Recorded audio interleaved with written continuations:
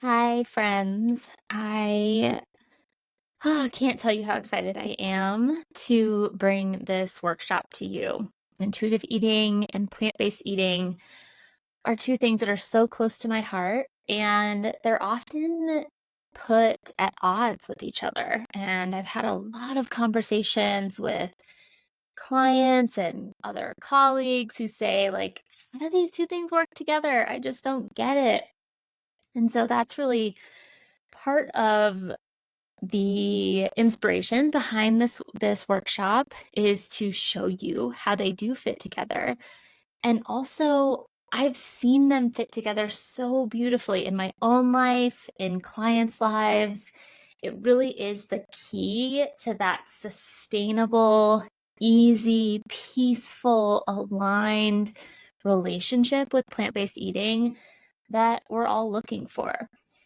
So without further ado, let's get into this content. It's going to be a really rich and juicy hour or so together.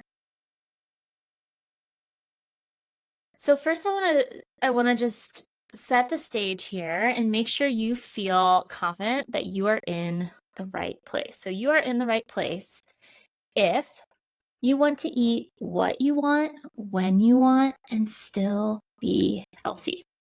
You want to stop the struggle with your body, with your weight, with how you look. You've never been able to stick with plant-based eating and you're just not sure why, and you're tired of stopping and starting and restarting. You want to end the stress you feel about food. You want to achieve your best weight without having to go on a diet or treat plant-based eating like a diet. You often obsess about food and nutrition, and you're ready to end that. Your plant-based eating feels like a diet, and it's just not easy for you to stick to. Or you desire a more aligned, connected, and peaceful relationship with plant-based eating. So if any of these things resonate with you, you are in the right place. So welcome. Now, I live in the mountains in Colorado. I'm looking out my office window right now. I've got mountains, within a very short walking distance that I can hike. So, of course, I love hiking. And so we're going to go with this trail analogy here. We're going to go on a little metaphorical hike together, a little journey on foot. So here is our trail map for today. First, we're going to explore why you haven't been successful yet with your plant-based eating. And then we're going to get into intuitive eating and what exactly is it and what are some of those misnomers that come up. And then we're going to talk about intuitive eating and plant-based eating and how these things fit together. And then finally, we're going to spend most of our time today going through these steps that you can put into action as soon as this workshop is over to become an intuitive plant-based eater. So we're going to start with this diet cycle. So does this cycle feel familiar to you? And if so, you are certainly not alone. And this is often how it goes. It starts out pretty innocently. You find a new diet, some kind of offshoot of plant-based eating or some person's specific perspective on plant-based eating or opinion on what you should eat. And it makes big promises, maybe health results that you are looking for, maybe appearance-based, like before and after kind of results that are really appealing to you. So you dive in, you give it a try, you go get all the ingredients and print out the recipes and print out the meal plan, and you're all excited. These plans usually involve some kind of restriction, right? Or some level of cutting things out. So there's usually like a do's and don'ts list that comes with these types of plans. But you're okay with that. You're committed and you start out feeling really hopeful about the promises and the potential of this new diet. And then a little time passes and you start to maybe miss some of that stuff that you abruptly cut out of your life without, any kind of thought. And maybe you're feeling hungry or you're feeling deprived. And maybe the diet starts getting in the way of other areas of your life. Like eating dinner with your family gets more complicated, or spending time with friends and, where they choose to go out to restaurants or having a picnic. All of these things become a little difficult for you to navigate. And that deprivation really starts to sink in. And this comes with some waning willpower. This diet has kind of lost its luster, and you've realized the sacrifices that you have to make in order to stick to the rules of the diet. And you start to no longer trust yourself around those foods that are on that don't list of this particular diet, because when you're around them, you inevitably feel out of control. And maybe you end up even breaking the rules of the diet and you just can't stop yourself from indulging in whatever it is. And as soon as you do something like that, you kind of break the rules, the guilt starts to set in.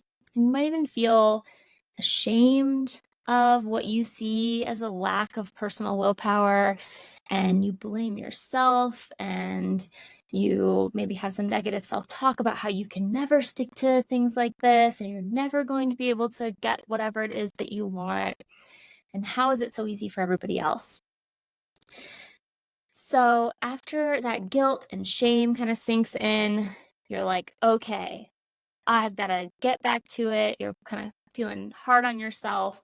And you either start to reinforce the rules of that same type of eating, or maybe you go out searching for a new type. And then the cycle just starts all over again.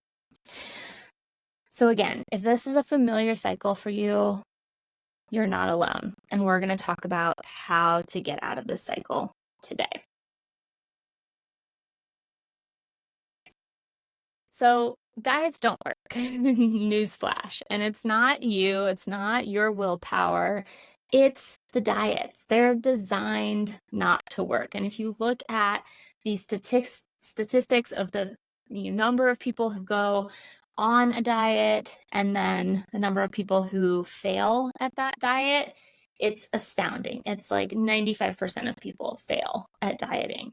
And it doesn't really matter which diet. They're all kind of the same thing disguised in different ways.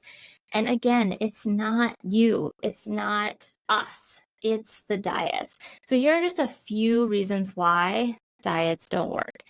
Diets are by nature unsustainable, and many of them are actually, very blatantly designed this way. So they might be like a 30-day cleanse or a 7-day fast, or something like that, some kind of time boxed diet. And it's kind of a bigger conversation to talk about how sometimes those types of time bound things can be helpful to help us build momentum. But when we're talking about our relationship with food and something as core to our life as eating, something that we do multiple times a day, every day, something that is so multifaceted, as we'll talk about today, we need more than just a little kickstart or a little bit of motivation, right? We need this thing to actually be sustainable on some level. Diets also rely on the wrong type of motivation. So when we think about motivation, there are really two buckets. We have our external motivators, our extrinsic motivation, and then our internal motivators or intrinsic motivation. The things that fall in that external motivator bucket are things like the number on the scale, the way you look in the mirror, and how you compare yourself to whatever our society has determined as the ideal body shape. It's, celebrity endorsements and wanting to align yourself socially with different people or groups of people. It's the number of calories you burn. It's the number of macros you count in your tracking app. Those are all external motivators. And they can be helpful to on some level when we're talking about behavior change, but they have a very short shelf life. So they are not the stuff of sustainable change. Internal motivators or intrinsic motivation is the stuff of sustainable change. So this is stuff that comes from within you. This is how you feel. This is your mood, your energy levels. It's your deeper why. It's your core values for your life. It's that really important stuff that only you can define. And these things serve as really powerful anchors to any kind of change or habit you want to form in your life. Diets are also not sustainable and don't work because they usually only look at food as nutrition. And I'm a dietitian, so of course, I think nutrition is important. But as I will show you today, food is so much more than that. And all of the other reasons that we eat and engage in eating experiences are just as important to your health as nutrition. So we need to really widen the lens and include all of those things if we want this to be a sustainable practice in our life. Diets also keep you at war with yourself. They pit you against your body. They pit you against your weight, your so-called cravings, or your lack of willpower. It's like you against these things. You need to strong arm them and, follow these specific rules and fit your round or what's the saying? Square self into a round hole. And this makes them really unsustainable as well and really unpeaceful. We're looking for something that's going to put us in harmony of our body, in harmony with our body, and make us feel at peace with our body. And that's what intuitive eating does. So we're going to talk more about that today as well. And they keep you in that diet cycle. And we talked about how that loop just continues on and on and on again until you can step out of it. And the way you step out of it is by finding a path that is sustainable, that is anchored in your intrinsic motivators, and to really heal your relationship with food. And that's what we're going to get into today. Okay, so you might have came into this workshop wondering if intuitive plant-based eating is actually possible. I mentioned that I've had a lot of these conversations where people just don't see how these two things can fit together. And I'm here to tell you that yes, it is possible to eat plant-based and in an intuitive way, that these things do fit together. And that's really what we're going to talk about today. And this is exactly why I got certified in intuitive eating. So I've been working in the plant-based world for over a decade. I've worked in weight loss with athletes, with eating disorders. I've been to all the conferences and all the retreats. I've worked for a lot of the top companies in the plant-based space. So I really know the ins and outs of all the different styles of plant-based eating: SOS-free, raw, fruitarian, vegan, blue zones, Mediterranean, all of those things that are out there. And through all of that experience, I've witnessed a lot of unhealthy relationships with plant-based eating, where plant-based eating is no more than any other type of diet.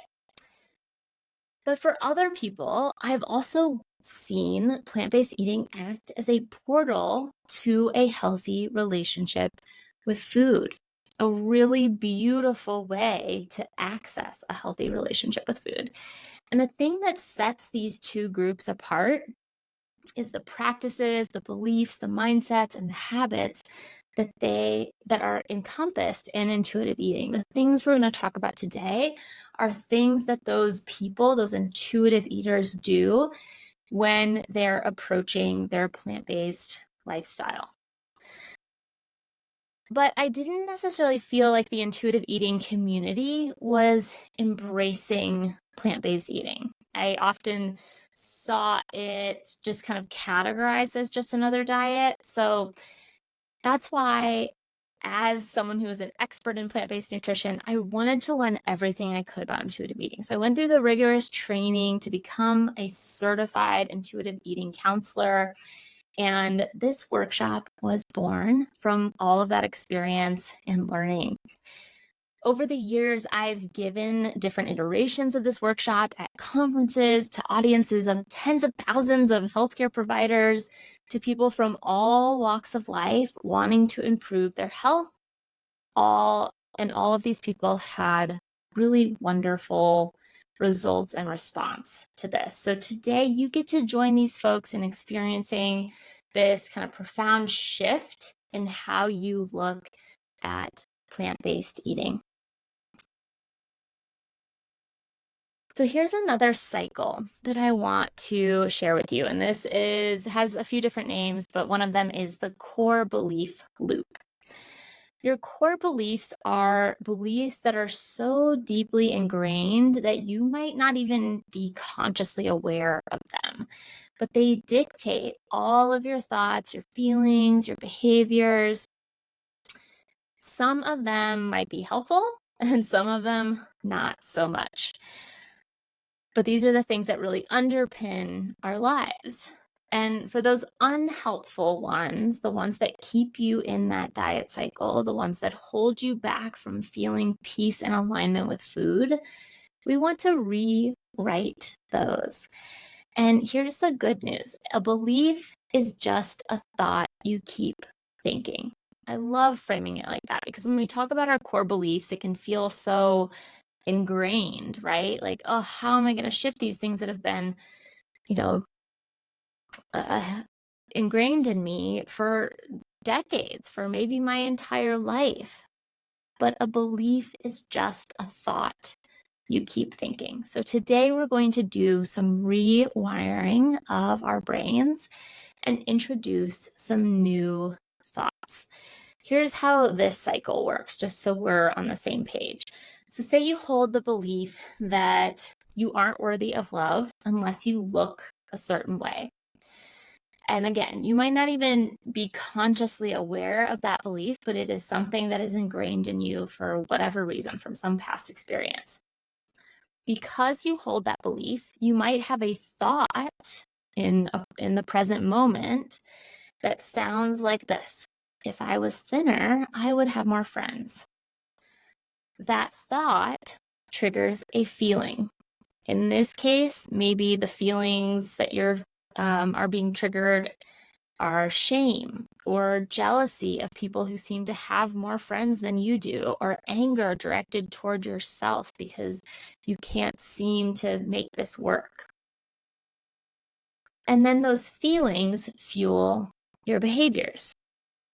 So things like going on a new diet or buying a bunch of new clothes that you can't afford in hopes that these things will improve the way you look and give you what you truly desire, which is more quality friendships. So sometimes these things can not even make sense once you spell them out. You're like, what does how I look have to do with the quality of my friendships? But we make these connections based on the experiences that we have in our lives. And once we uncover them, once we surface them, then we can rewrite them. And this belief, thought, feeling, behavior can work in our favor instead of against us. Okay, so the start of this rewiring process is going to require some inner work. And we're going to start with your past and your present. And this is where I want you to pull out the workbook that you received along with this workshop. And as we go through these things, I invite you to hit pause and really spend as much time as you need reflecting and writing on these different prompts so that you can really flush them out. So we start with your food history. So some of the questions that you'll see in your workbook related to this are: when you were growing up, what was the environment and conversations around food bodies, weight, health. What were they like in your family, in your community, in the social groups that you surrounded yourself with? What are some of your earliest food memories? And these can be positive memories, they can be negative memories, just kind of what was that foundation that was laid for you around food? When do you recall feeling the most aligned and at peace with food? What was your life, your habits, and your environment like? And this is not when were you the thinnest, or when did you feel like you were sticking to your diet the best? This is really like, when did you feel peaceful and aligned? When did food feel easy?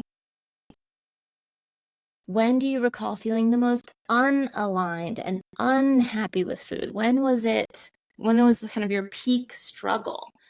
What were your habits and environment and lifestyle like during that time? And then I want you to sketch a timeline of your journey with food. So things like dieting, food, weight, health. What did that look like? And that could be, this is the first time I remember being conscious about food. This is when I went plant-based. This is when I tried this diet or that diet. This is when I lost 20 pounds. This is when I gained 30 pounds. Like, all of those different things, just kind of map them out on a little timeline.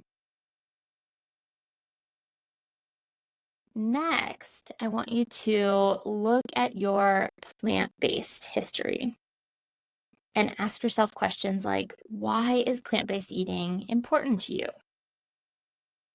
How has eating plant-based improved your life? How has it made your life more difficult? How do you currently feel about your relationship with plant-based eating? Does it feel healthy?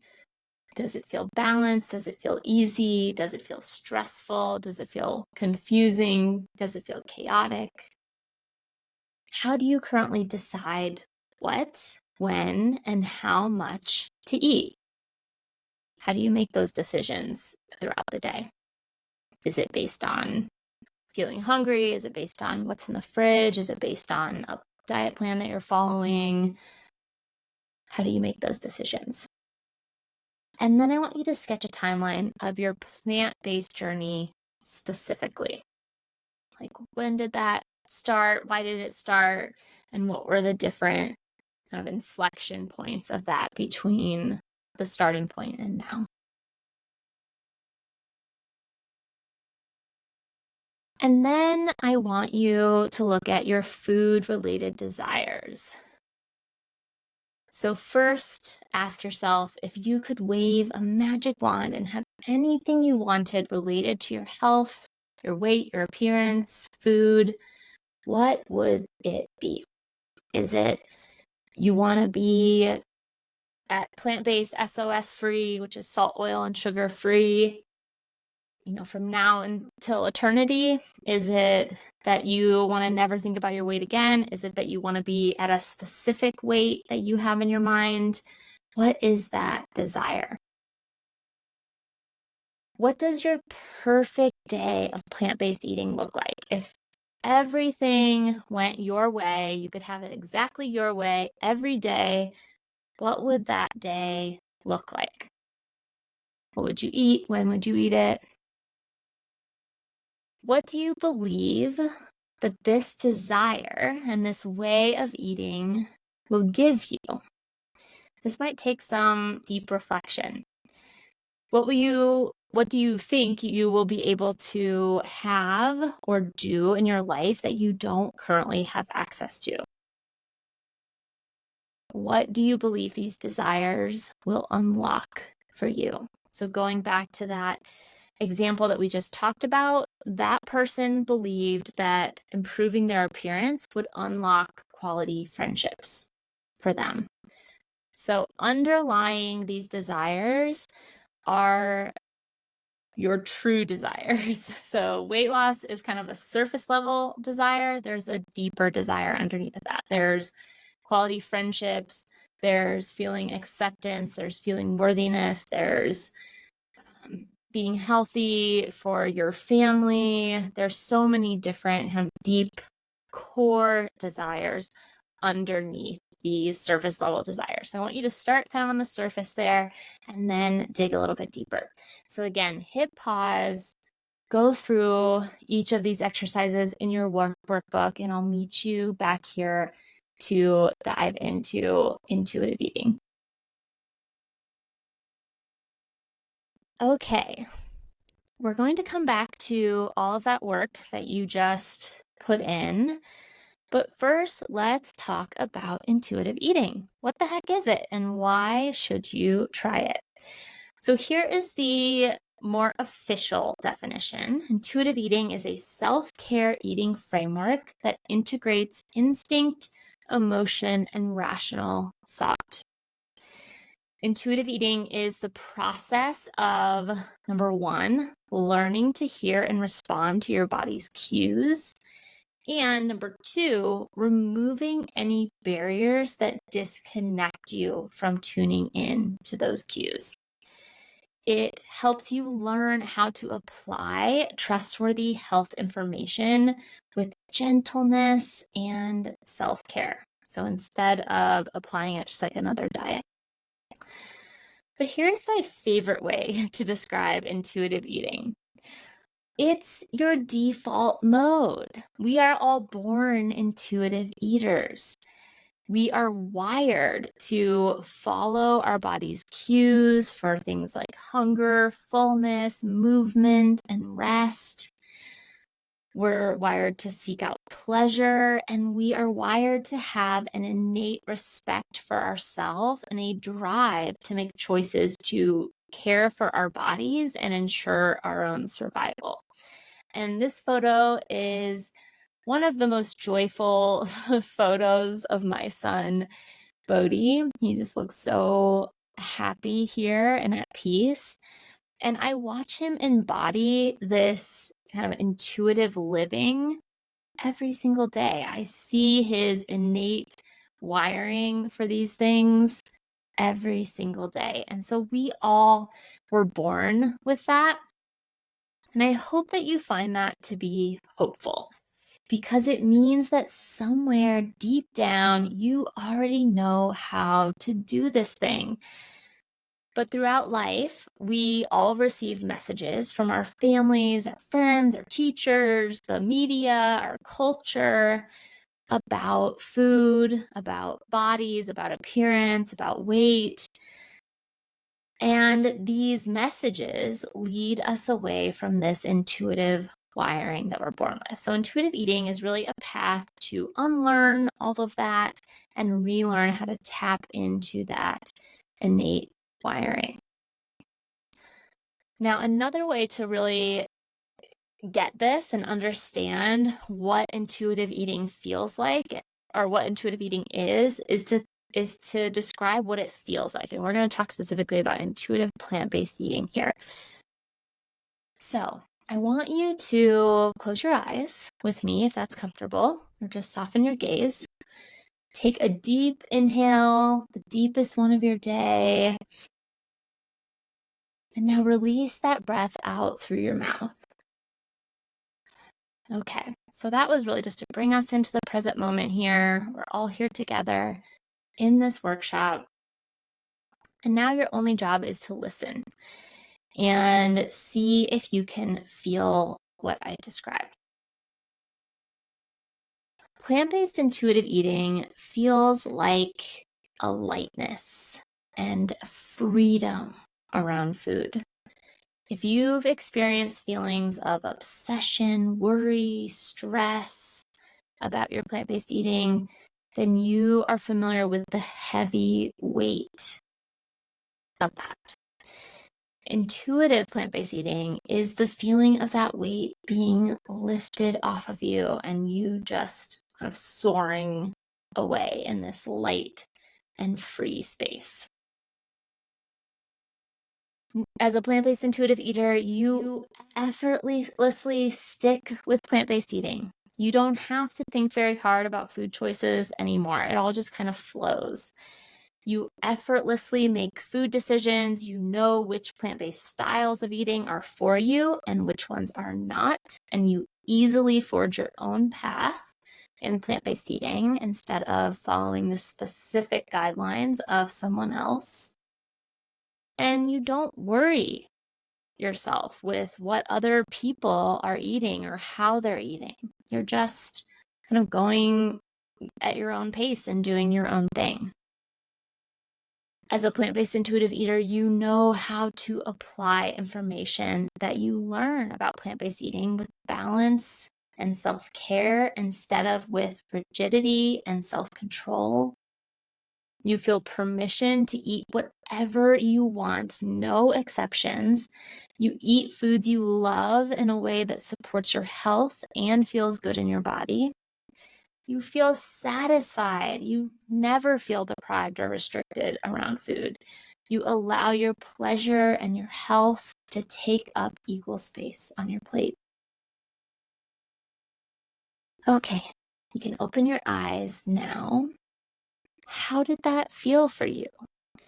If that sounds too good to be true, if it sounds like something you'd really love to experience, then you are in the exact right place today. We're going to talk about how to gain access to those feelings. Intuitive eating has many benefits to offer you. Some of them might be more obvious. So studies have shown improvements in body appreciation, body trust, body cue awareness, self-esteem, and general well-being when intuitive eating principles are practiced.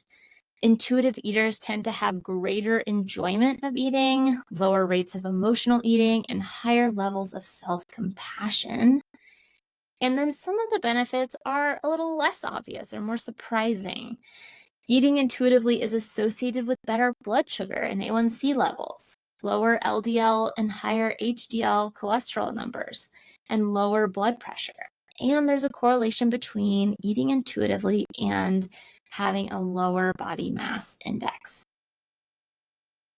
So are you an intuitive eater? Let's take a little quiz together to see how you're currently doing with intuitive eating. There's 6 yes or no questions, so tally up your yeses and nos here. Here we go. Do you feel caught in the diet cycle, yes or no? Do you feel guilt if you eat something that is quote unquote off limits?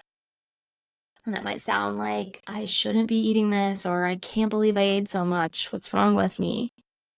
Yes or no? Do you have a lot of rules that you follow around plant-based eating? And those might sound like never eat oil, or I shouldn't eat gluten, or I'm not allowed to eat before 10 a.m. Do you find it difficult to stick with plant-based eating? Do you often avoid eating when you're hungry? And do you find it hard to stop eating when you're full? So if you answered yes to really any of those, then you're really going to benefit from intuitive eating. And you're in the right place. I'm glad you're here. So intuitive eating is really an unlearning of all those unhelpful beliefs and messages and things that are affecting our behaviors and thoughts around food, and a relearning of the new beliefs.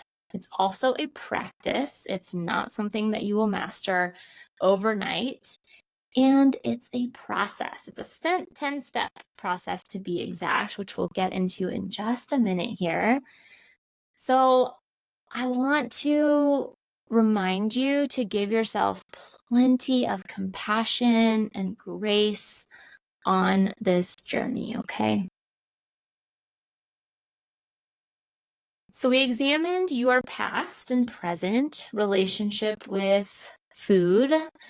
Now it's time to take the first steps on that path to rewriting your beliefs and in turn rewriting your future. So let's visualize the new you. And now is the time to turn to that workbook again. All of these exercises are outlined for you there. So first, we're going to define your core values. And clarifying these is foundational to rewriting your food story. So your core values are the most important pillars that create a meaningful life for you. Your core values are going to be different from my core values, are going to be different from others in your family or your friends' core values. And that's okay. That's a beautiful thing. So this exercise is outlined for you in your workbook, and there you're going to go through a few steps. So first, you'll brainstorm a list of possible values, things that are important to you. And there's plenty of examples in your workbook to look at. And then you're going to circle the 5 values that resonate with you the most. These are your core values. And then to really solidify those core values, I want you to write 2 sentences for each of them. The first sentence is what this value means to you. The second is how it relates to your relationship with food. So go ahead and hit pause, dive into that exercise. There's examples of values, examples of sentences that you might write there to help guide you on that. Now that you have your core values, let's visualize your future. And you'll do this by writing your vision statement. And your vision statement is a short paragraph that describes the highest health vision that you have for your life. And the steps to do this are to first identify your main goal for your health and well-being, the thing that you want more than anything.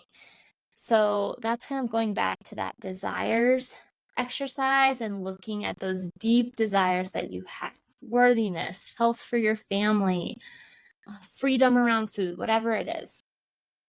Then I want you to imagine how your life will be different if you achieve that goal. So if you finally feel peace with food, if you're finally able to stick with a plant-based diet, whatever it is, how will your life be different?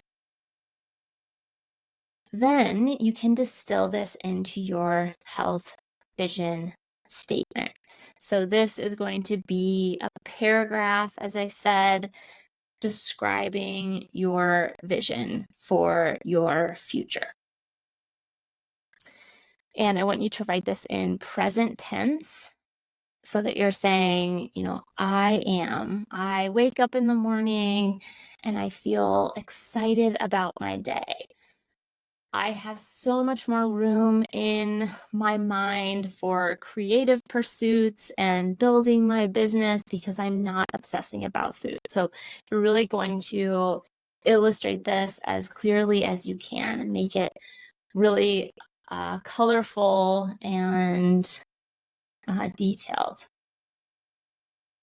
And then I want you to define how this vision serves your core values. So make the connection between your vision for your future and these things that are most important to you. So maybe one of your core values was family. And I want you to make that connection with this vision that you have for your future, which probably includes lots of things with your family. I want you to draw that connection so that our vision statement is really anchored in our core values. And then we're going to put it all together, that past, present, future, all together. And we're going to ask ourselves, what needs to change to get the results you desire? So what is the bridge you need to build between that past and present and this future vision that you have for yourself? So in other words, where does your current relationship with food conflict with your desired relationship, and how can you bring them more into alignment? So first, reread those exercises that you've done so far so they're really fresh in your mind. And then look at where you see alignment with your core values and where you see misalignment with your core values. And really focus on finding those places of misalignment. This is where our work is. So once you've identified where your current or past behaviors are out of line from what you have spelled out as your values, I want you to look at what beliefs, thoughts, feelings, or behaviors you need to let go of to make space for your highest vision. So, what things are you doing? What beliefs do you have? What thoughts do you have that are getting in the way of this vision, this big, beautiful, vibrant vision that you have for your life? Now that you have done all that pre work, it's very valuable, very important, so don't skip it. We can get into your how to manual. So, we're going to walk through the 10 principles of intuitive eating and how you can apply each one to plant-based eating so that you can achieve the peaceful, effortless, aligned plant-based eating that you desire. Here we go. Up first is principle 1, reject the diet mentality. So this is really about the outside forces that are coming at us all day, every day, and they come in many forms. How different body shapes, how foods and health trends are portrayed in the media, how food, health, and appearance were discussed in your family or social groups, diet books, social media influencers, and other quote unquote wellness messaging that's out there. This could even include a well meaning healthcare provider or some plant-based expert that you follow who is telling you maybe to lose weight or to do this or do that. These are outside forces. And even things like racism, sexism, classism, ageism, weight stigma, and other social constructs can lead to internalized beliefs about our bodies, our health, and food.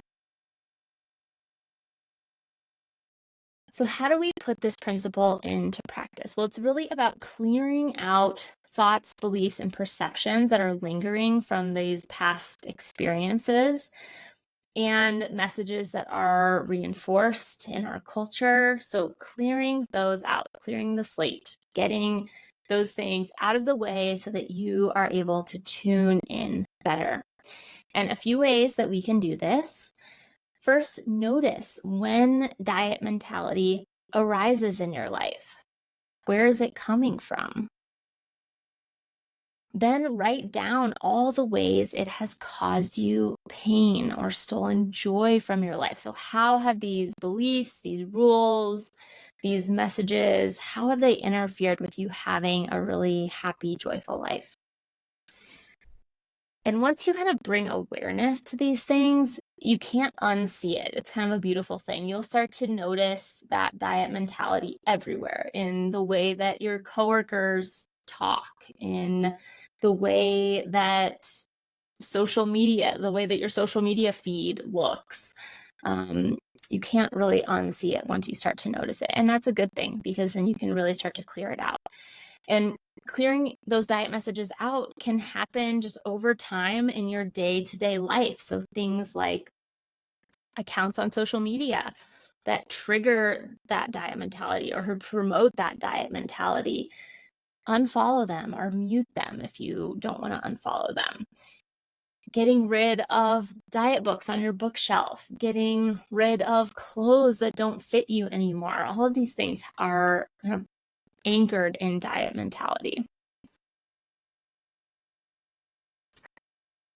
Okay, on to principle 2, honor your hunger. And before we dive into this, I want to mention that your workbook includes space for each of these principles for you to note down what's resonating the most with you with each of these principles and where your work lies with each of these principles. So what's resonating with you and what do you want to work on related to each of these concepts? So for honoring our hunger, this is really about tuning into a body signal. So why do we ignore our hunger cues? Well, we might be too busy to eat, or we might just have a chaotic life that doesn't allow for good rhythms around eating. Maybe you have a belief that you should only eat at certain times, so you allow the clock to dictate when you can eat versus your hunger. Calorie or macro, like protein or carb counting, can cause us to ignore our innate hunger, or limited access to food for any reason. Maybe you have a job where it's difficult for you to eat when your body says it's time. So this can happen for many different reasons. And here's the problem. Ignoring hunger sends us into an urgent state of what's called primal hunger. And primal hunger is like holding, or ignoring your hunger is like holding your breath. And primal hunger is like inevitably needing to gasp for air because you've been holding your breath for so long. So it's a really like out of control type of breath, right? And what we want our hunger to feel like is slow, steady, mindful breathing. And so when we respond to our hunger signals in at the right timing before it dips into primal hunger, then we're able to make better decisions about what to eat. And we're able to go into an eating experience feeling calm and centered. And that's really important for our relationship with food. Okay, so how do we do this? First, we need to get to know our unique hunger signals. So hunger can show up slightly differently for different people. Maybe it's a headache, maybe it's a grumbling in your stomach, maybe it's a lack of focus, or thoughts about food start to arise. So get to know what pleasant hunger feels like for you. That kind of subtle feeling, not urgent hunger, not I'm starving and I need to eat something right now, but pleasant, subtle hunger. And then you can use something called the Hunger and Fullness Discovery Scale to kind of track your hunger and see where you're at. When are you eating? At what phase of that scale? And we'll look at that scale on the next slide. And then, of course, respond to your hunger. And that sounds so simple, right? But this wouldn't be a principle if it wasn't an issue. We ignore our hunger for all sorts of reasons. So when you feel that pleasant hunger arise, eat something. Don't ignore the messages that your body is sending you. And of course, we don't want perfection to be the goal here. There are certain times when we're running around and we just, forgot a snack and we don't have access to food, or we have a busy work day, or what have you. So many things can happen that cause us to dip into more urgent hunger. And that's okay. That's going to happen to all of us. But we want that to be the exception instead of the norm. So here's that hunger and fullness discovery scale. And this can be a really helpful tool. So on this scale, 0 is that primal, urgent, gasping breath of hunger. And then a 10 is like painfully stuffed to the point that you feel ill. So when it comes to hunger, we really want to aim for like a 3, that pleasant hunger. So when we start to kind of dip into that range, that's about when we should start thinking about eating and planning our meal. Okay, principle 3 is make peace with food.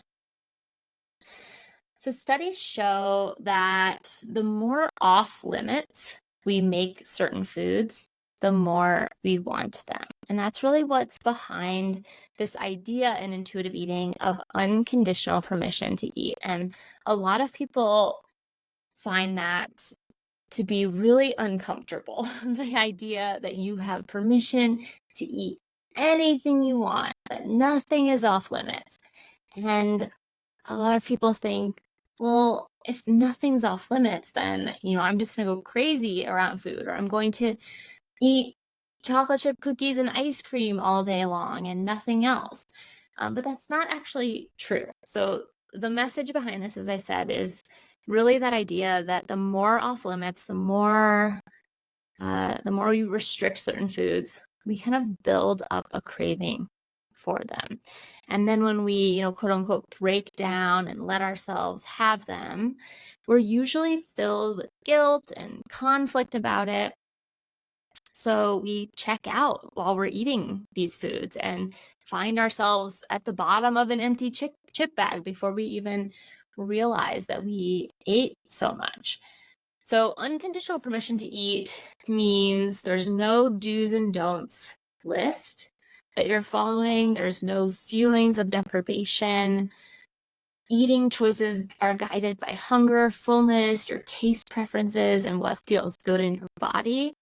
And you may or may not have your own personal boundaries around food. So unconditional permission to eat means that it is within your control to decide what you eat and what you don't, not someone else's, not some diet rules or do's and don'ts list. But that doesn't mean that you do eat every single food. You eat every single food that you want to eat. And that might mean that there are some personal boundaries that you have around food. And we'll talk about that a little bit more when we get to principle 10.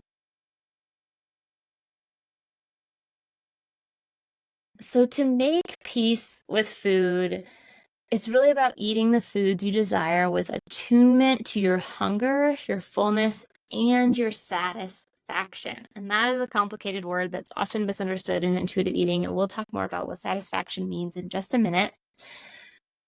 This also eliminates that now or never overeating. So what I just described, when we have a food that's off limits and our craving builds and builds and builds until we just can't take it anymore, and then we, devour an entire bag of potato chips before we even realize it. And maybe we do realize it, like, oh my gosh, I'm eating so many potato chips, but I'll go back on my diet starting tomorrow. So I'm just going to eat this whole thing. So that whole mindset is like really you're really in it in the diet cycle if you are familiar with that mindset. And making peace with food is about healing that now or never overeating so that you don't experience that. And it's about truly experiencing the taste of foods and their effect on your body. So again, it's not just about eating whatever you want. It's also thinking about your personal boundaries with food, what feels good to you, what doesn't feel good to you, and feeling really confident and settled in the decisions that you make around food. So how do we do this? This might sound kind of elusive. The first thing I want you to do is start by making a list of foods you tend to forbid or restrict. So what things are on that list? Then think back to when you last let yourself eat these foods. What were those experiences like? Were you present and connected and mindful and savoring every bite? Or were you checked out during that eating experience? Were you allowing yourself to truly enjoy the foods while checking in with your hunger and fullness? Or were you feeling guilty while you ate those foods? And then third, what if you knew you could have this food whenever you wanted, as long as you were present and mindful with it? What would that be like? So that is a way to take this one a step further, to choose a food that is typically off limits for you, create a quiet, pleasant environment to eat it in, take it out of the package, serve yourself a reasonable serving, sit down, take a deep breath, and eat it without any distraction. And see what happens. There's so much to learn from an activity like that. And I want to tell you a little story about one of my clients to illustrate this, and we will call her Gina. So Gina had a long list of foods that she considered bad or off limits. And on that list were these little chocolate candies that her husband kept around their house. When she had a stressful day at work, she would come home and stand in front of the open pantry and unwrap and eat maybe 10 or more of these chocolate candies. Sometimes before she even took her coat and shoes off, sometimes she still had her purse on her shoulder. And she would just eat these and she wouldn't even realize like how many she ate, or she would be like halfway through eating a bag and just be like, oh, I'm just gonna keep going and I'll just start again tomorrow. And she wanted my help to stop this pattern because it was causing a lot of stress for her. So here is my assignment for her: to make peace with this food. I instructed her to choose a quiet time when she wasn't feeling stressed and put 3 of these chocolate candies on a plate. And then I wanted her to sit down at her table and unwrap and eat them slowly, one by one, while being present with the eating experience. So she did this, and what do you think happened? So by the time she got through the second candy, she was done. She didn't even eat the third one. She noticed that they actually didn't have that much flavor. They were kind of waxy. They didn't really melt in her mouth the way that good chocolate does. So in short, they did not satisfy her. And she was shocked by that because this food felt like it had such a grip on her. And that's really what this principle is about, is loosening that grip. So this is where that, list of all or nothing foods comes in. So maybe you try this with one of those foods. And maybe your experience is like Gina's and you're like, I don't even like this food, or this food doesn't make me feel very good. And you just kind of make peace with it and set a boundary around it, a personal boundary that like, I don't eat this because I don't like it. It doesn't satisfy me, or I don't eat this because it doesn't make me feel good. Or maybe you do really enjoy whatever it is that you sit down to eat. Maybe you get through that third piece and you want more. And that's okay, because I bet you'll learn something new. So just by being present with that experience, giving yourself permission to enjoy whatever that food is, you might notice that there's a threshold where the pleasure starts to diminish. Or maybe you start to get a little bit of a stomach ache if you eat past a certain point. So just by simply paying attention and being present during as many of our eating experiences as we can, you can really start to heal your relationship with food and make peace with those tricky foods that feel like they have this grip on you. You can also do this with, like, we're thinking about, plant-based eating. So maybe you include more carbohydrate-rich foods, or maybe you include more cooked foods if you're eating a lot of raw foods. And you just start to notice, like, how do these foods that I've like said are off limits just because some guru said they were off limits, how do they actually make me feel? Is it good? Is it not so good? And go from there. So this is really about, this principle is a meaty one. It's really about healing that relationship or that grip that certain foods have on us that are on that don't list. And freeing yourself from that do and don't list, again, doesn't mean that you eat everything all the time. It doesn't mean that, okay, since I am plant-based and I do kind of have a do's and don'ts list, well, intuitive eating says I shouldn't, so I'm just going to eat dairy, even though it doesn't make me feel well, or even though it goes against my values. It's okay to have personal boundaries around food. And it's really about noticing when that relationship with a specific food feels really tricky, feels stressful, feels that it has a grip on you, and being able to work through it in these ways and make peace with it. Okay, principle number 4 is challenge the food police. So the food police is that little voice inside of you that enforces diet mentality from principle 1. And it could sound a lot of different ways. These are some examples. Carbs will make me gain weight. Fat in food equals fat on my body. I ate birthday cake last night, so I have to burn twice as many calories at the gym today. Never eat after 6 p.m., even if I'm hungry. I need to lose weight before I can have the perfect job or partner or life. And the key here is to bring awareness to that voice and then replace it with supportive and factual self-talk. So again, we're breaking that belief, thought, feeling, behavior cycle by introducing some new thoughts.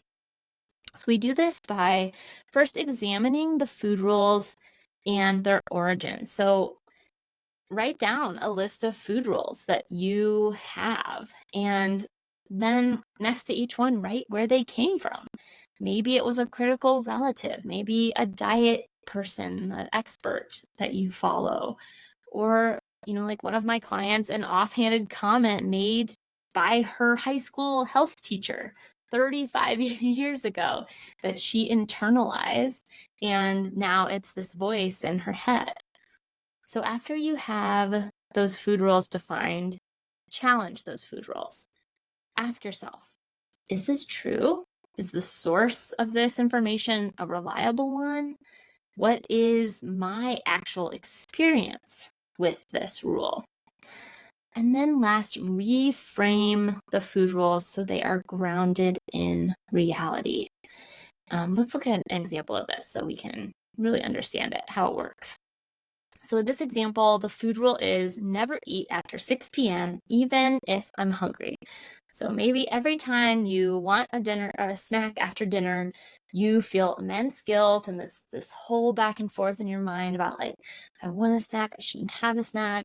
I want a snack, but I shouldn't have one. And then you're like, okay, I'm just going to have one. And then it's like, what's it going to be? And I don't really want an apple. I want cereal, but cereal's bad. It was like this whole thing, right? So when we dig into this, we realize maybe that this rule came from someone on social media who lost a bunch of weight doing intermittent fasting. And this was like you click through and this was like the plan that they followed, and it required them to like not eat after 6 p.m. So you're like, oh no, I eat a after dinner snack every day. This is why I'm not successful. So you adopt this rule or this belief. So how do we then challenge it? Ask yourself, is this always true? Is this always a good idea to not eat after 6 p.m.? What if you go to the gym after work and you don't get home for dinner until 7 p.m.? Does that mean you just shouldn't eat dinner? What happens when you do follow this rule, when you enforce it and don't allow yourself to eat after 6 p.m.? Does your own real life experience support this? Are you having like amazing results? Are you feeling like your best self because you're not eating after 6 p.m.? So then we can reframe it, which could look something like, when I ignore my hunger at night, I wake up with really low energy and I binge on snacks all morning the next day. If I eat a nutritious snack after 6 p.m. or any kind of snack after 6 p.m., I wake up feeling energized and eat better the next day. Or when I'm really hungry after 6 p.m., it's usually a sign that I didn't eat enough during the day. Or I think I'm just programmed to need a snack after dinner. And when I eat a snack, I feel better and I sleep better and my cravings are fewer. Or sometimes I go to the gym in the evenings and need to refuel my body afterwards. You might also add that if you do eat too much in the evening before bed, it's harder for you to sleep.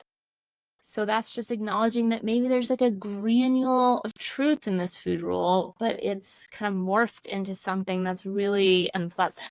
So you might say, okay, I think that maybe a personal boundary around this would be good. Like, if I eat too much or too close to going to sleep, I don't feel very good. I don't sleep very well. But in general, if I have a snack after dinner, I feel great and it's really working for me. So try this process with some of your loudest food rules and see if you can kind of reduce the strength that they might have in your mind here.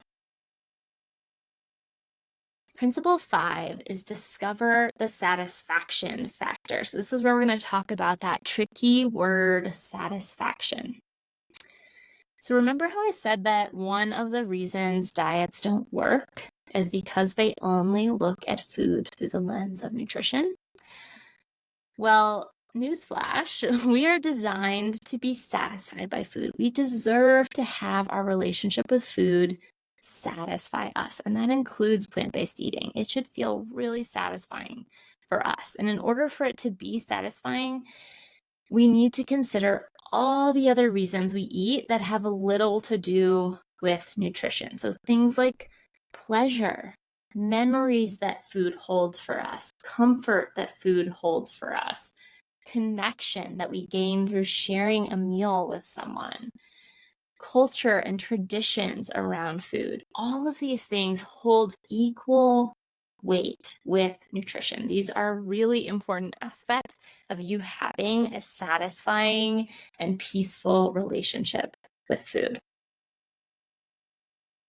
So this principle is really about learning to include your satisfaction when you're making decisions about food. And your satisfaction includes taste, texture, aroma. So you might be thinking, if I only eat for these reasons, I'll never eat a vegetable again.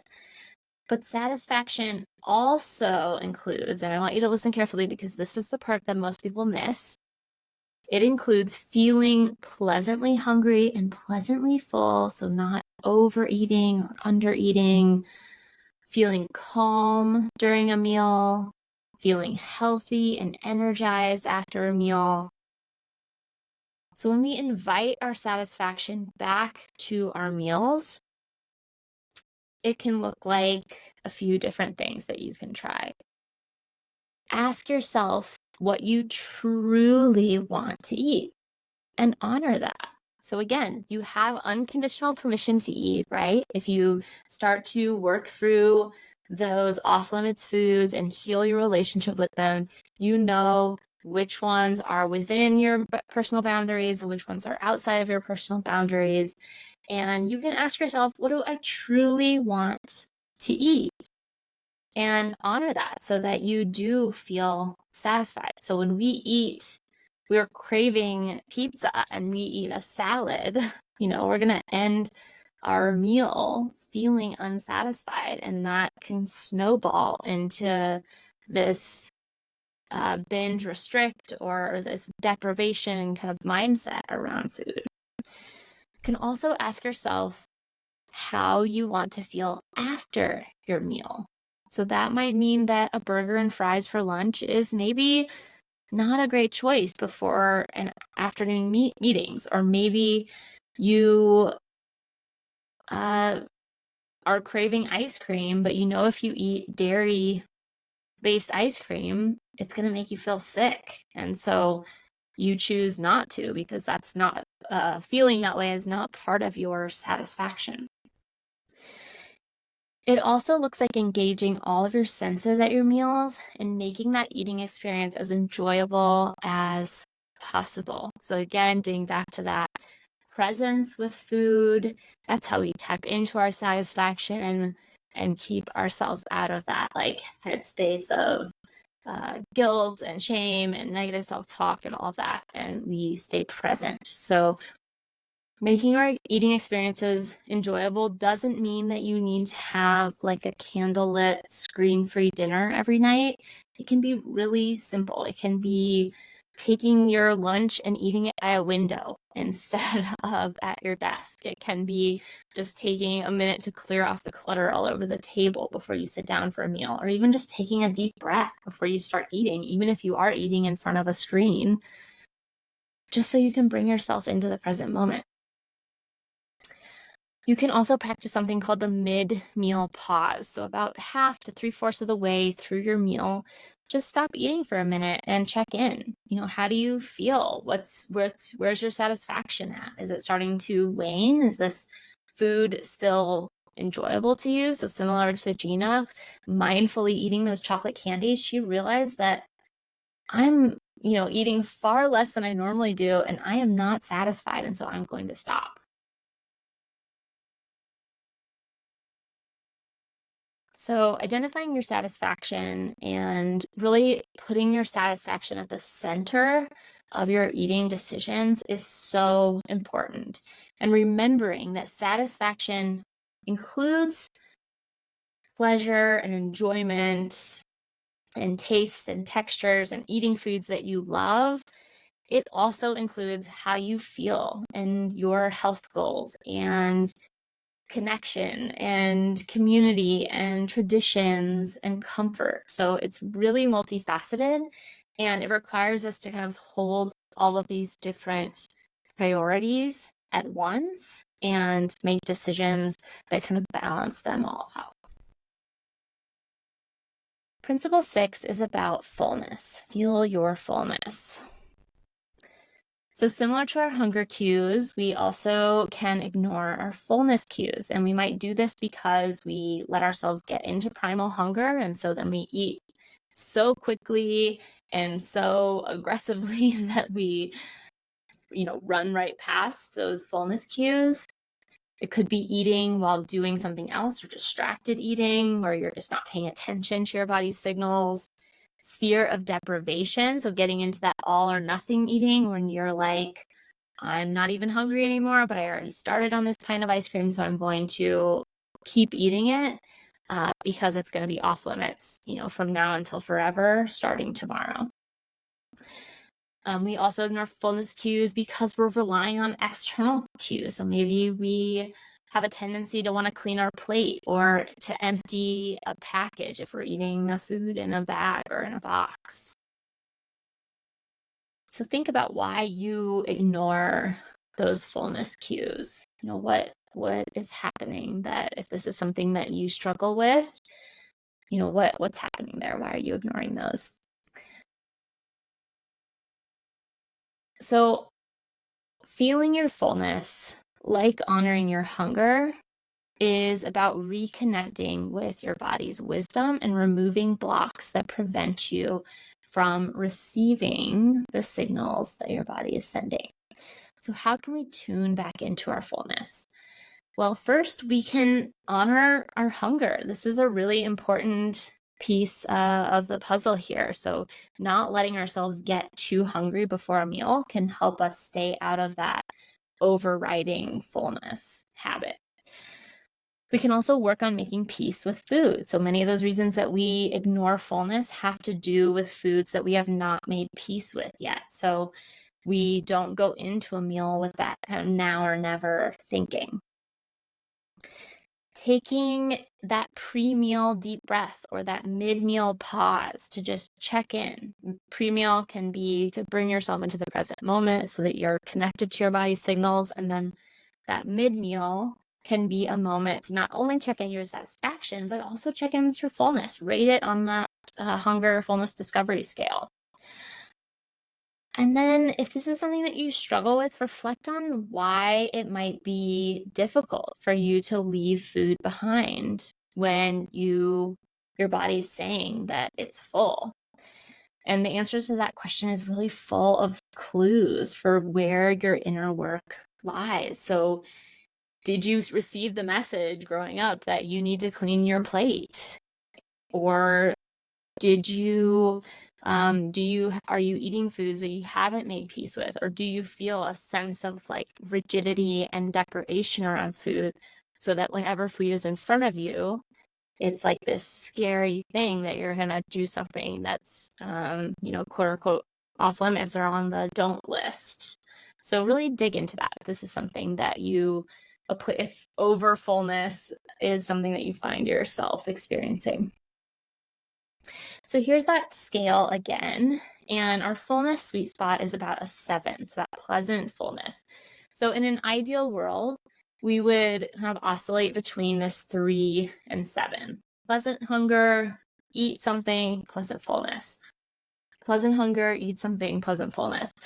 Again, that's not perfection here, is not the goal. So it will happen that we eat more than our body wants, or that we let ourselves dip into primal hunger or just hungrier than pleasant hunger, and that's okay. But you know kind of what the general goal is here.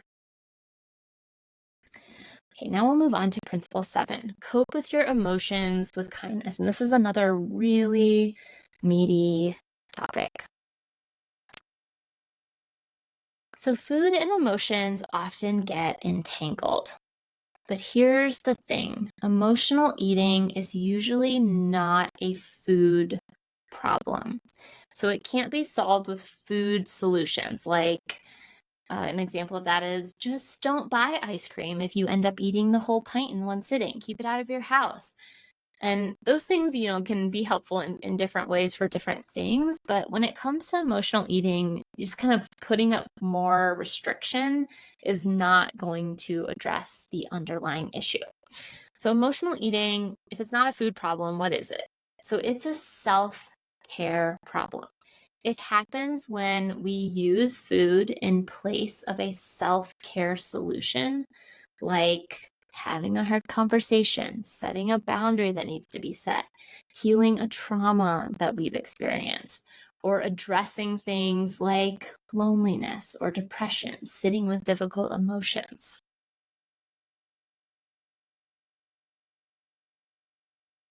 So first of all, emotional eating isn't always wrong or bad. And I want you to really hear that. Emotional eating has a negative connotation, but eating for emotional reasons is totally normal and totally healthy. So it's normal for us to have a somewhat emotional relationship with food. We just looked at all those other reasons why we eat beyond nutrition, right? So eating your grandmother's soup recipe when you're sick can provide a lot of mental, spiritual, physical nurturing and comfort to you in that moment. Eating a celebratory slice of birthday cake on your birthday. These are important traditions and aspects of our relationship with food. So it's not bad or wrong to eat for emotional reasons. It becomes a problem when we use food to avoid feelings or to cover up unmet needs. And that's a problem because then our emotional needs go unmet. So how can we get to the root of this and help to kind of heal the unhelpful types of emotional eating? So here are a few ways that you can try. First, start by just reevaluating the basics. So sometimes, high levels of stress or lack of sleep or a life that's just like out of balance for some reason can fuel emotional eating. So when you kind of do a little life audit and notice places where you have really high stress or areas of your lifestyle that are less healthy, like your sleep habits, for example, sometimes just bringing those things back into balance can help to heal that emotional eating. So after you've done that, you also might need to practice sitting with uncomfortable feelings. So sometimes we eat as a way to escape uncomfortable feelings. Anger, sadness, stress, worry, loneliness. These are all part of the human experience. And sometimes we use food to get away from these things because we don't want to feel them. We don't want to face them. So if sitting with these feelings is really difficult for you, this is something that you will want to focus on or work on. Or maybe, an uncomfortable feeling is related to a trauma that you've experienced. And so doing some trauma work with a mental health professional could help to heal this. So when you catch yourself, reaching for food as a way to numb an uncomfortable feeling, it can be helpful to ask yourself this question. What do I truly need right now? So just pause. You can still know that that food is still available to you if you decide to eat it, but just pause and ask yourself this question first, because the answer might be you need someone to talk to, and you can call a friend, or you need to ask for help in some area of your life that you're feeling overburdened or overwhelmed by.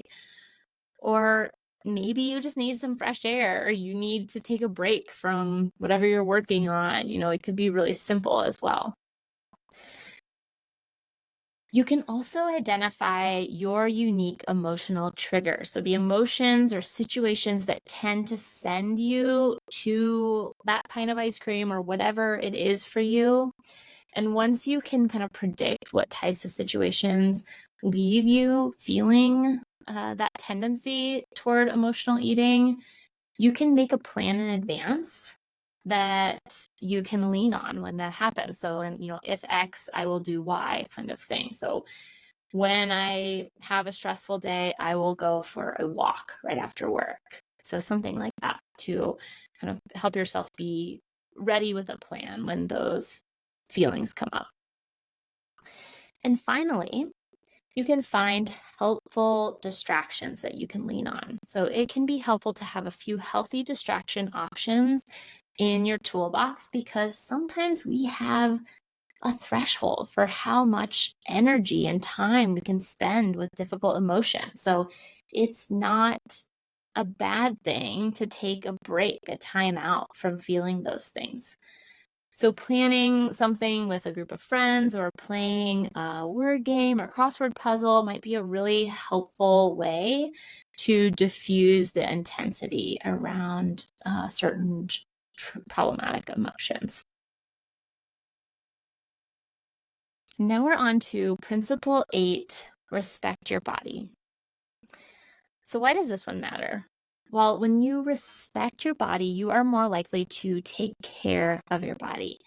And we're working on really rebuilding that relationship with yourself, right? So this is an important part of that. And here's the thing, I want you to listen carefully to this. You don't have to love how your body looks in order to respect it. So some people get this one mixed up and think like, how the heck am I supposed to just like accept this or that about myself when I, struggle with it so much and I don't like this about myself? But we're talking about respect here. We're not talking about loving how you look or body positivity. So respect is about believing that your here and now body, just as it is, deserves to be taken care of in whatever state it's in. So how do we do this? How do we cultivate body respect? First, practicing a daily body gratitude can be really helpful. It sounds kind of simple, maybe even too simple, but it's really powerful. And this can be a simple practice, like listing one thing first thing in the morning or right before bed, whatever's easiest for you, that you appreciate or that you're grateful for about your body. And I want you to try to focus on your body's functionality versus your body's appearance. So we spend a lot of time thinking about our body's appearance. If you are here in this workshop, then I'm guessing that you fall into that category.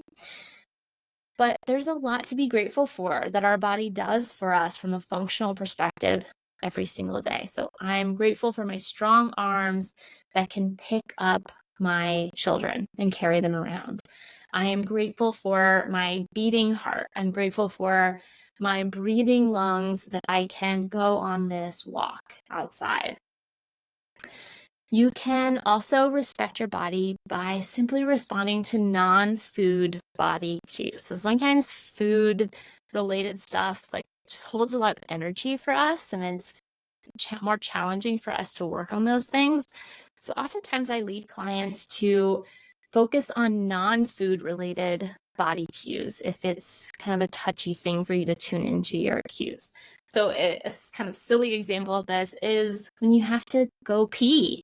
What do? Do you hold it? Do you go when that sensation arises? What does that look like for you? So simply practicing responding to things like when your body tells you you need to use the restroom, or when your body tells you it's thirsty and drinking a glass of water.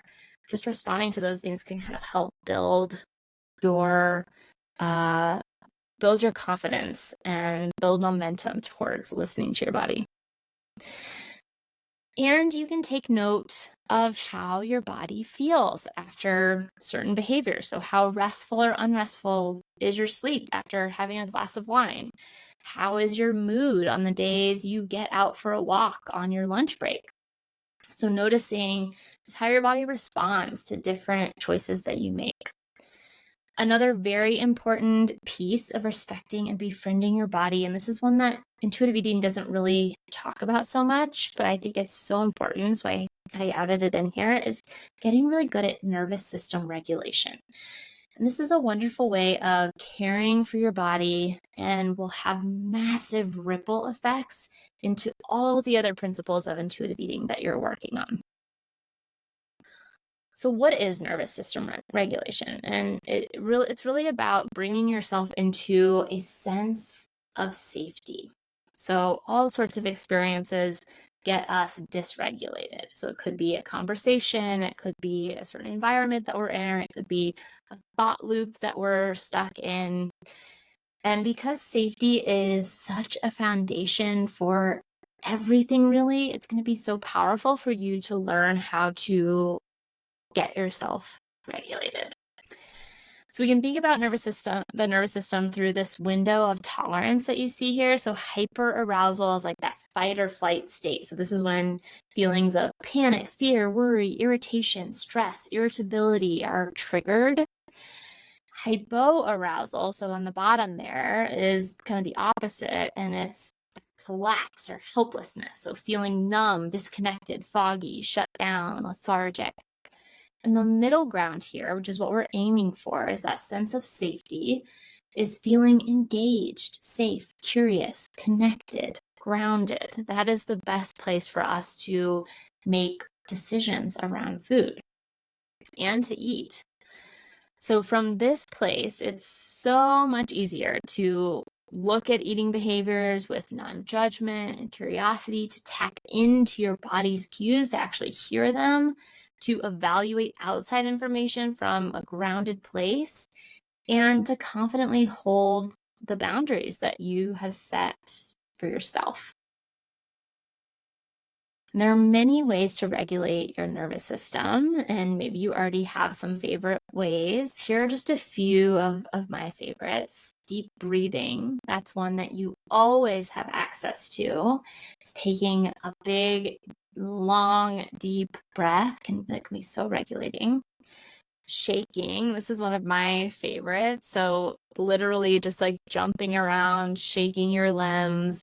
The image that's often portrayed with this one is like the antelope being chased by a lion, and the antelope like plays dead, and as a survival mechanism, the lion goes away, and the antelope stands up and shakes itself out. It does a full body shake and then runs off.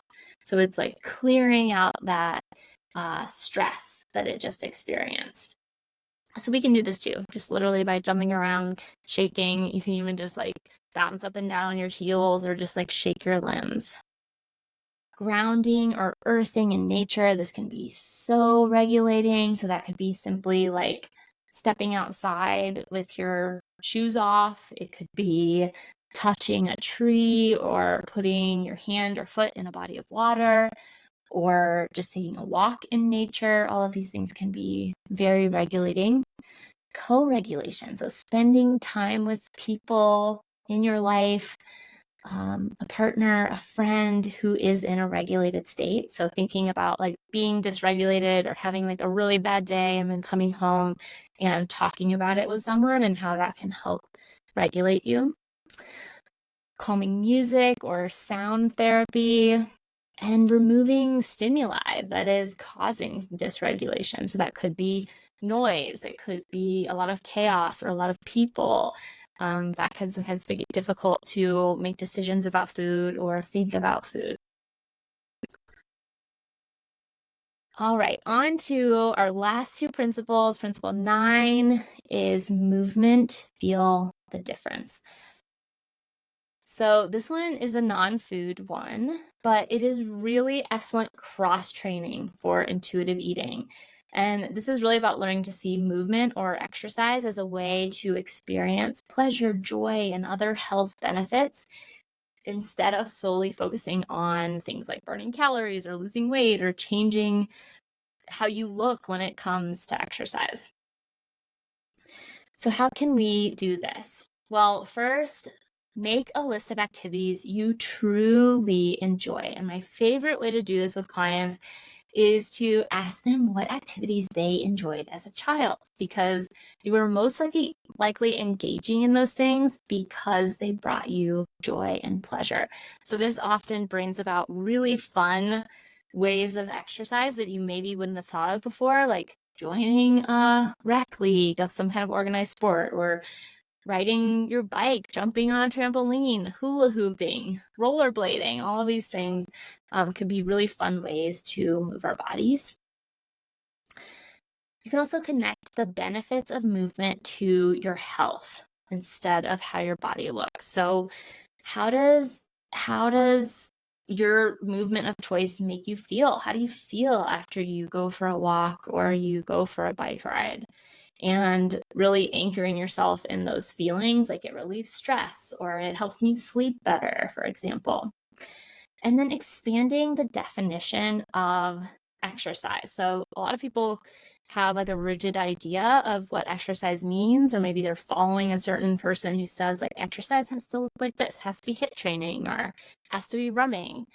But exercise can be housework. It can be taking the stairs. It can be commuting on foot or on bike to your job. It can be gardening, yard work, playing with your kids. There's all kinds of forms that movement can take.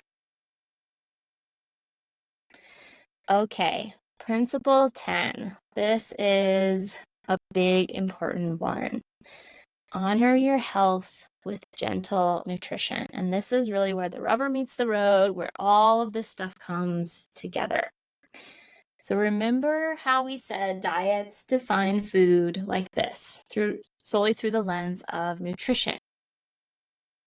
But intuitive eating defines foods like this: pleasure, nutrition, culture and traditions, connection, comfort, memories.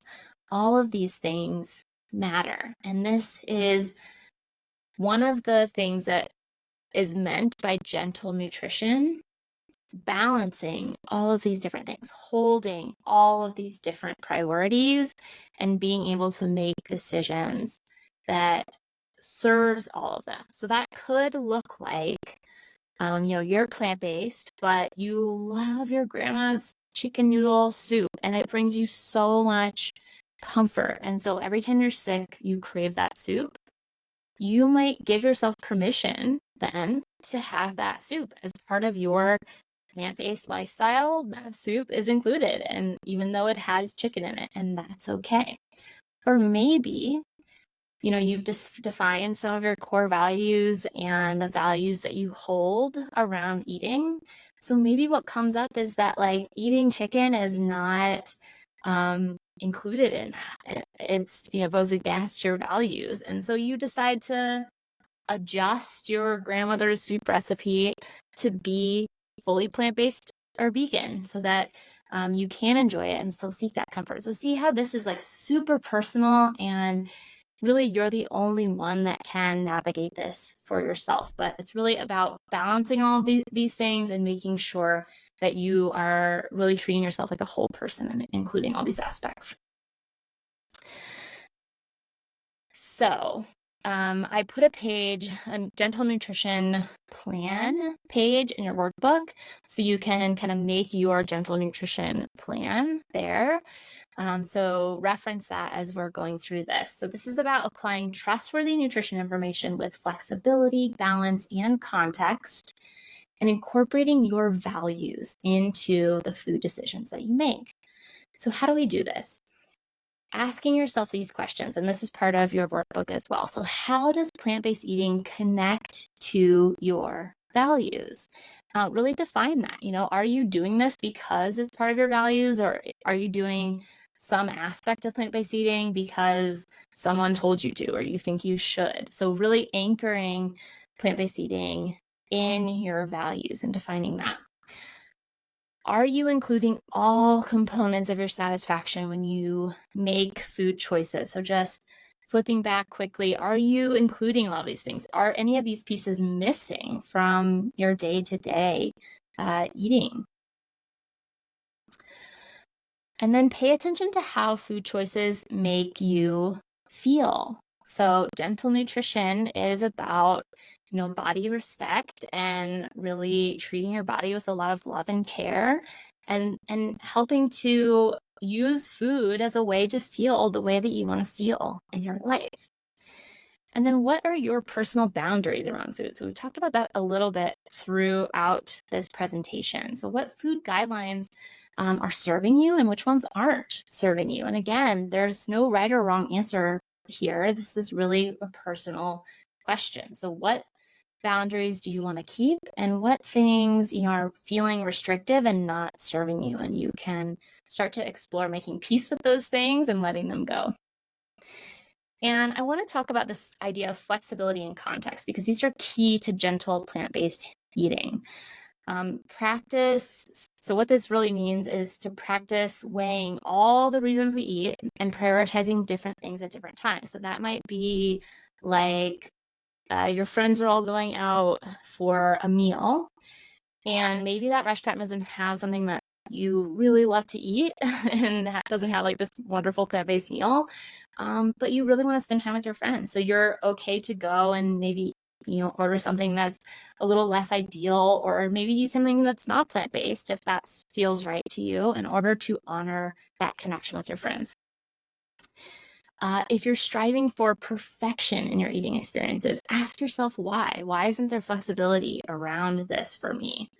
So that could be, ordering plant-based at a restaurant. So a lot of the advice is like call ahead, or, ask the chef to make you something special or whatever. And like, that's fine to do that. That's important to you.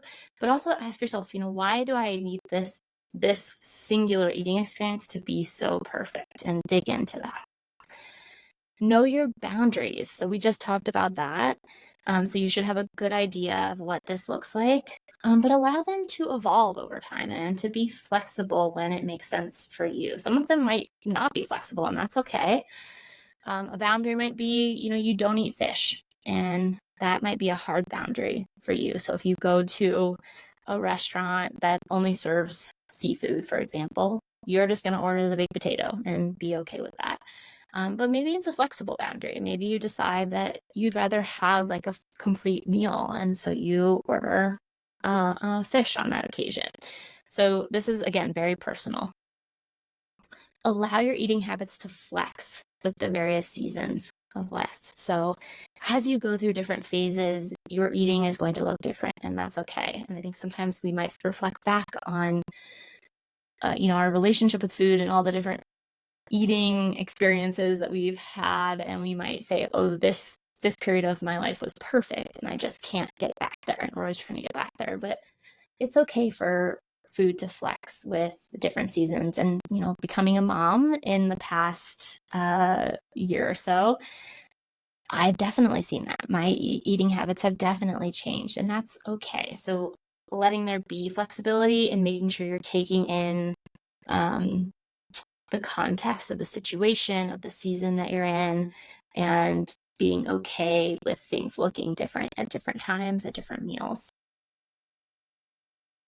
Okay, so we covered a lot today, and it's all here for you to refer back to.